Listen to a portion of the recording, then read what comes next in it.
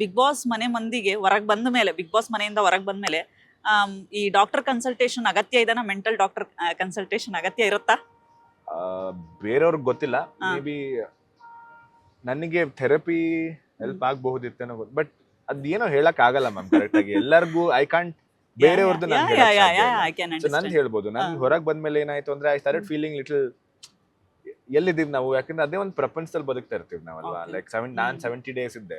Like ನಮಗ್ ಬೇರೆ ಯಾವ ಕನೆಕ್ಷನ್ ಇಲ್ಲ, ನಮಗ್ ಫೋನ್ ಕನೆಕ್ಷನ್ ಇಲ್ಲ, ಆಮೇಲೆ ಬೇರೆ ಇನ್ನೊಬ್ಬ ಹ್ಯೂಮನ್ ಬೀಯಿಂಗ್ ಕನೆಕ್ಷನ್ ಇರಲ್ಲ ನಮ್ಗೆ, ರೈಟ್. ಆಮೇಲೆ ಊಟ ನಾವೇ ಮಾಡ್ಕೋಬೇಕು, ಅಡುಗೆ ನಾವೇ ಮಾಡ್ಕೋಬೇಕು. ಆಮೇಲೆ ಪ್ರತಿಯೊಬ್ರು ಕಾಂಪಿಟೇಷನ್ ಆಗಿ ಇರ್ತಾರಲ್ಲ, Yes, ಲೈಕ್ yes. ನಿಮ್ ಪಕ್ಕ ಇರೋರು ಅಷ್ಟೇ, ನಿಮ್ ಫ್ರೆಂಡ್ ಆಗಿದ್ರು ಕೂಡ end of the day competition ಅದು. You cannot feel relaxed.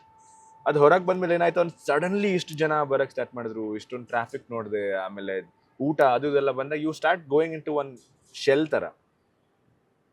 It's I don't know if it make sense, but ಹೆಂಗಾಗ್ತೈತೆ ಅಂದ್ರೆ ವೇಟ್ ಇದೇನು, is it fake, let me just be to myself. ಅದೊಂಥರ ಲೈಕ್ ಯಾರು ಬಂದ್ರು ನಂಗೆ ಒಂಥರ ಗಾಬರಿ ಆಗೋದು, ಸಮಥಿಂಗ್ ಲೈಕ್ ದಟ್.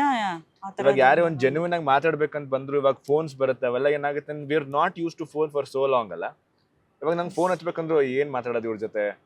ಆಮೇಲೆ ಇಟ್ಸ್ ಲೈಕ್ ಹೆಂಗಂದ್ರೆ, ನೀವ್ ಏನ್ ಲಿವ್ ಮಾಡಿದಿರ ಈ ಜರ್ನಿ ಪ್ರತಿಯೊಬ್ರು ನೋಡಿರ್ತಾರೆ, the entire world a scene. So 70 people ನೋಡಿದ್ರೆ 70 ಒಪಿನಿಯನ್ಸ್ ಇರುತ್ತೆ ನಿಮ್ಮ ಮೇಲೆ, ಬಟ್ ನೀವ್ ಏನ್ ಗೋತ್ರು ಮಾಡಿದ್ರೆ ಅದ್ ಯಾರು ಕೇಳಕ್ ರೆಡಿ ಇರಲ್ಲ. ಎವ್ರಿಬಡಿ ಕಾಲ್ ಮಾಡ್ಬಿಟ್ಟು ನೀವ್ ಹಂಗ್ ಮಾಡ್ಬೇಕಾಗಿತ್ತು, ಹಿಂಗ್ ಮಾಡ್ಬೇಕಾಗಿತ್ತು, ಅಲ್ವಾ?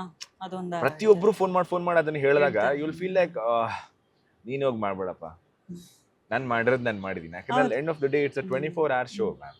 ನಾವು 24 ಗಂಟೆ ಮಾಡಿರೋದು, it's shorted down to 1 hour. So you cannot judge.